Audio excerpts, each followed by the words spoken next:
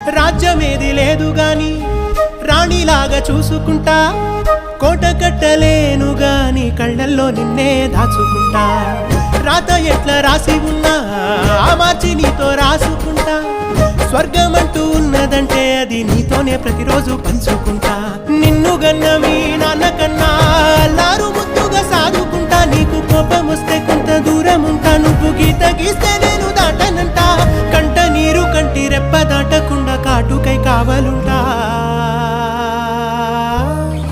రాంబాయి నీ మీద నాకు మనసాయనే, ఏనాడు నిన్ను వీడిపోని నీడైతనే.